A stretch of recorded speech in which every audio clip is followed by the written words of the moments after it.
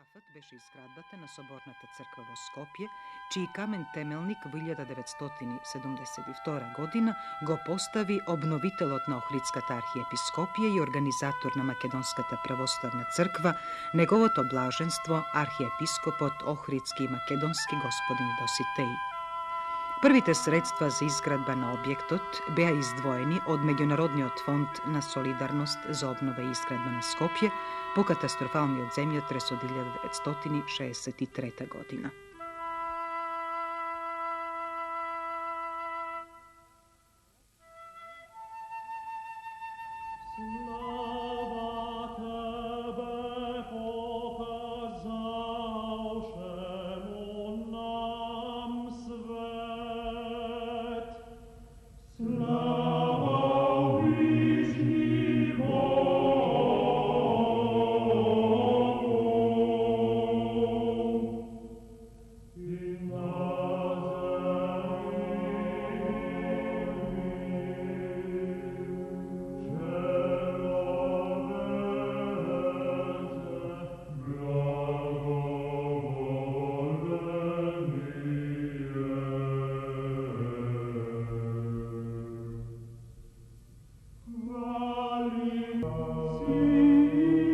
Храмот на Свети Климент, впрочем, како и сите православни храмови, се состои од три дела: предворје или нартекс, храм или наос и олтар.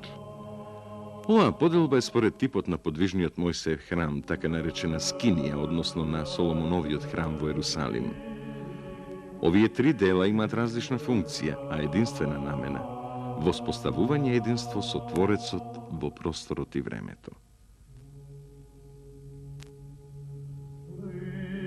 Предворјето е простор во кој престојуваат кандидатите, катехумени, за примање христијанство, односно за свето крштение. Во храмот присуствуваат само верници што го примиле учењето на црквата и можат да сочинуваат единствен организам во Христа. Во олтарот пристап има клирот, односно вршителите на светите тајни и богослуженијата, кои практично ја продолжуваат искупителната мисија на Господ Христос. Олтарот од храмот е издвоен со иконостас, на кој доминантно место имаат иконите на Господ Исус Христос, Пресвета Богородица и Свети Климент Охридски, односно светителот во чие име на Бога е посветен храмот. Сите иконостасни ликови имаат за цел на верниците да им ја посведочат остварливоста и доживеаноста на верата како чин на спасението.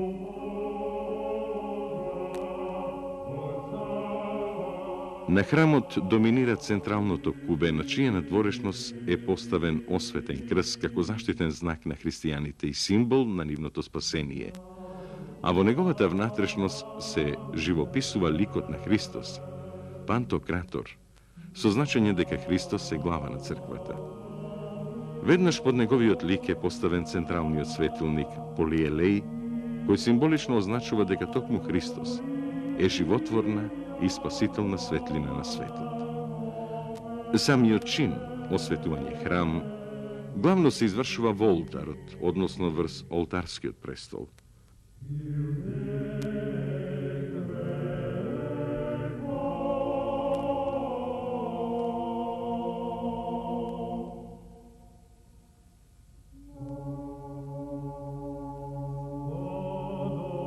Отпочнува со трикратен литиски опход околу храмот, при што се носат честички од моштите на светителот Свети Климент, во чие име се извршува посветувањето. При тоа се читаат и одредени молитви.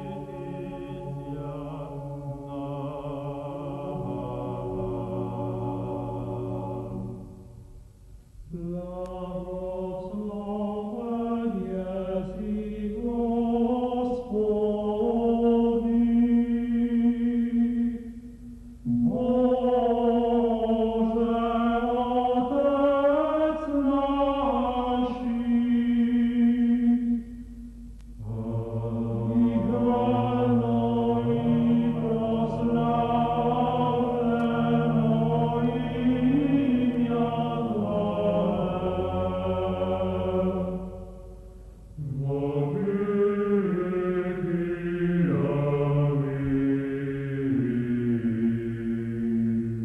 влегувањето во олтарот, свештенослужителите врз веќе облечените свештени одежди облекуваат бели стихари, нараквици, појаси и прегачи, како видлив знак на чистота и достојно завршење на толку свет чин, па се отпочнува со миење на престолот. Миењето се врши со осветена вода, пошто се помачкува со свето миро.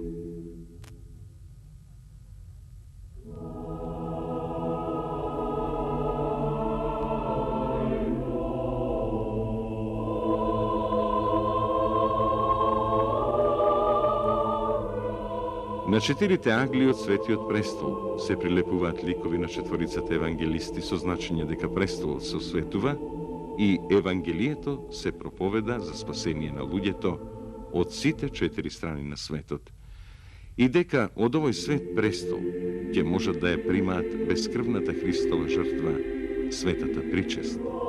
Сите православни верници, без оглед на нивната национална или расна припадност.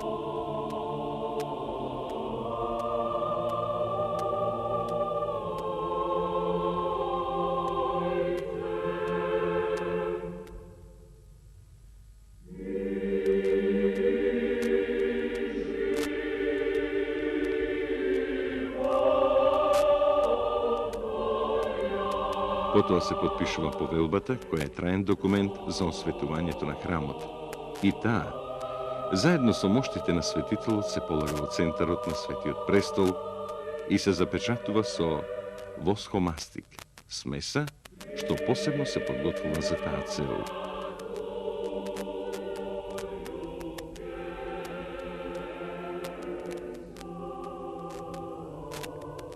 Врз така осветениот престол се полага бела одежда с рачица, која под престолот се врзува и запечатува, а ја означува погребната плаштаница со која било обвиено телото Исусово, како и запечатувањето на гробот. Врз неја се става светла, блескава одежда, индитија, која верниците треба да ги подсетува на славата на престолот Господов. Потоа, на Светиот престол, според канонот стојат илитон, антиминс, богослужбено евангелие, крст, дарохранилница и други свети предмети. Евангелието го означува таинственото присуство на Светиот престол на самиот Бог, кој е откриен преку Словото Божјо. Крстот ги означува страдањата Христови на христијаните. Антиминсот, погребението Христово, а дарохранилницата служи за чување на света причест, за причестување на болни. Таинственото значење на Светиот престол и светите предмети на него го отсликуваат животот и целокупната содржина на спасителната мисија на Господ Исус Христос, која во светиот олтар свештенството ја извршува во негово име.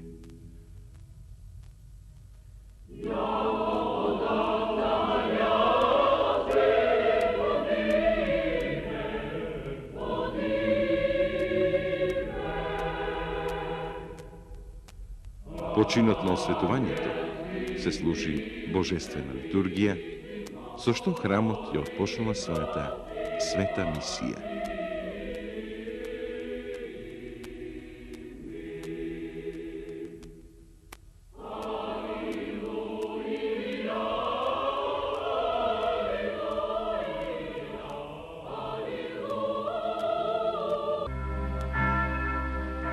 За воодушевените поздрави и впечатоци на илјадници присутни на чинот на осветувањето и потоа, во редовниот делничен и празничен живот на храмот, стојат безмалку 20 години градење со сите убави, но и тешки мигови.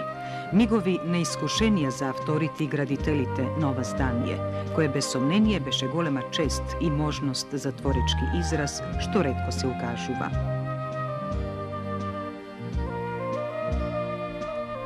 Јас од првиот момент се определив да одам кон модерна архитектура и модерна конструкција.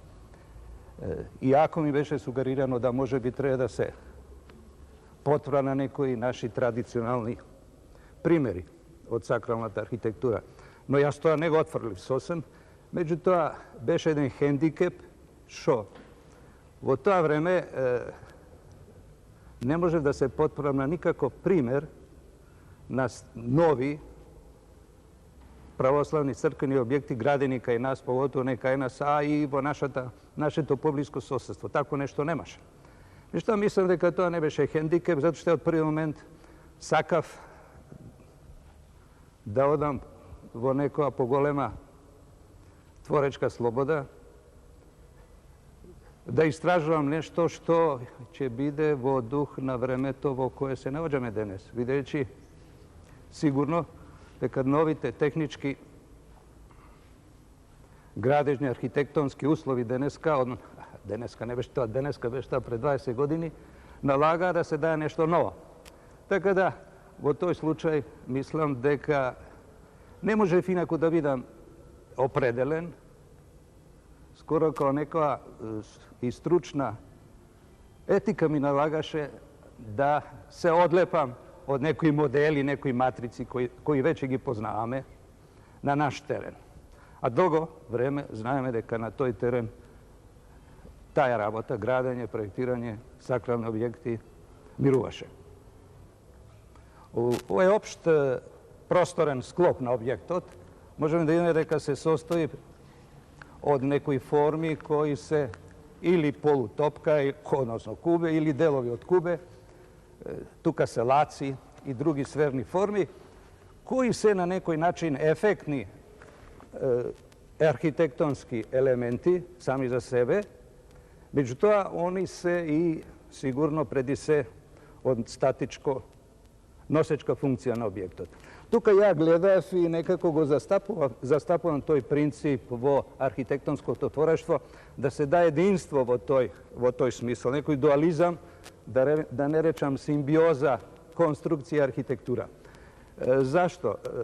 Zato što i u ovaj slučaj i vo drugi nosečka arhitektura ima vo sebe arhitektonski efekti, ima vo sebe prostorni efekti. A od druga strana i sami ti prostorni elementi upotrebovani porano kaj nas u naša arhitektura, sami za sebe činat vo sebe, sodržat vo sebe i tije konstruktivni funkciji. To je prva rabota koja će čini konačna ta impresija opštet izgled na objekt. Ponatamo ovije prostorni elementi su isto tako zastapeni dosta vo naša ta arhitektonska tradicija. Ne samo vo crkovnata arhitektura. Znači tradicionalni formi. Tradicionalni formi koji niko pa nema da izgubati gledaju svojat aktuelnost. Kube, topka, sferična površina, lak. Celo to vreme od 20 godini gradenja na objektot svekako deka možeše i trebaše da se barati nekakvi dopolnuvanja, nekoj korekciji. Objektot je predi se crkven objekt, a ja na takvi objekti mislim da treba da im se dade nekoja pogolema simbolika. Ja obrazovan vo vreme koga beše sosem vojačina, moderni od pokret v arhitektura, tako mnogo ne trpeše dekoracije, ne trpeše ornamenti i duriv, imaše krajnosti kada što se veleše deka ornamentot je zločin. Ja ne bev za to da to ne se koristi kako sigurna sadržina v arhitekturatan objektu, među to nekoj raboti pokasno beja preterani odnos na tije simboli.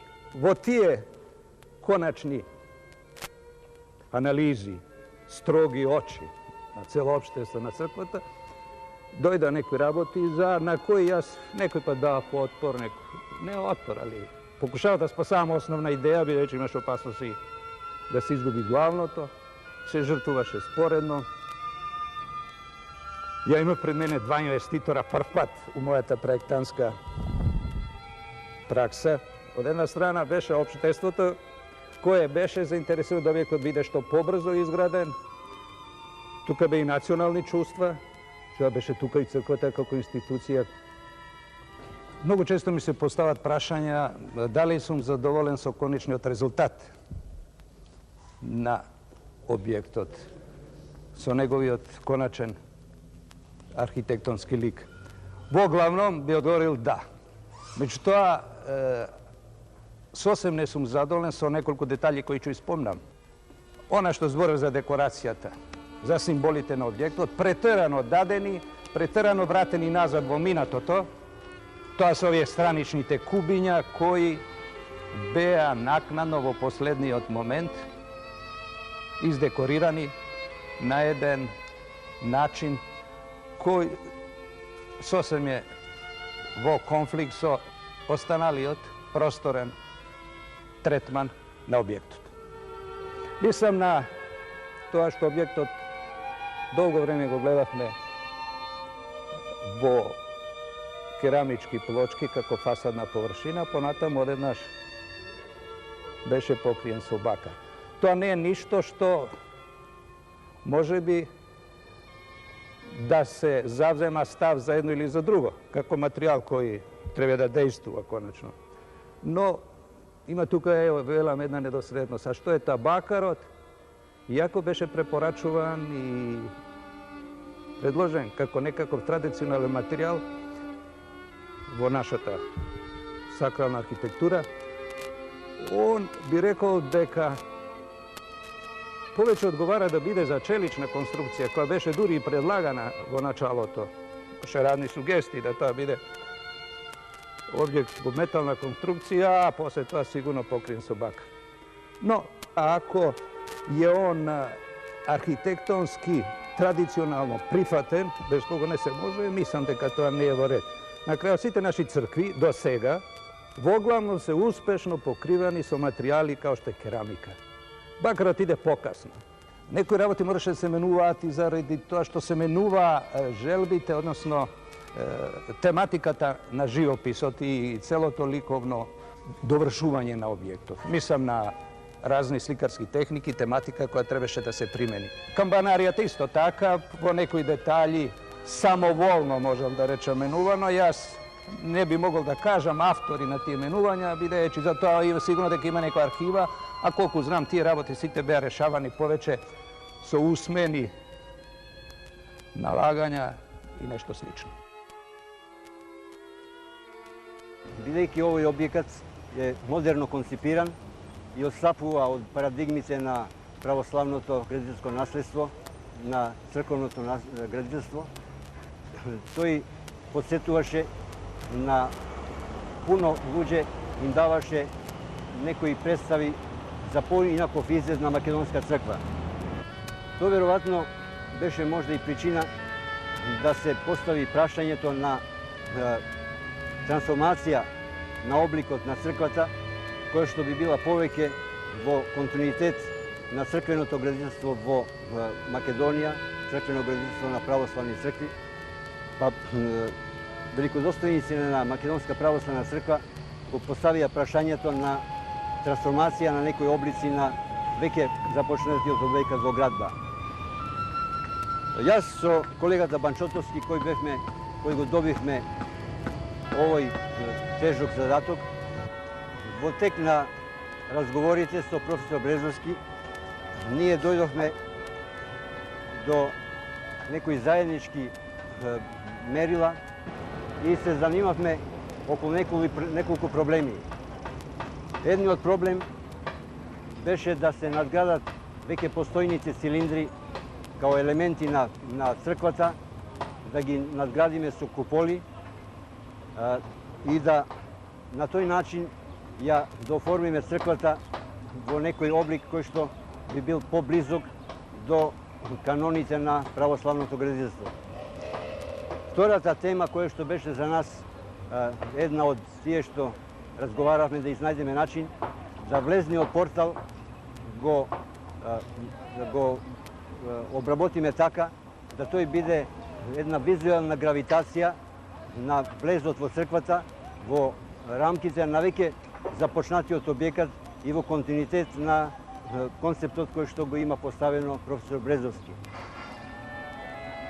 Друго имавме задаток да изградената камбанарија на некој начин ја дооформиме, да биде исто така дел од новото наше видување и поставување на објектот на ниво на пратење на континуитетот и на религиозното наследство на црквата.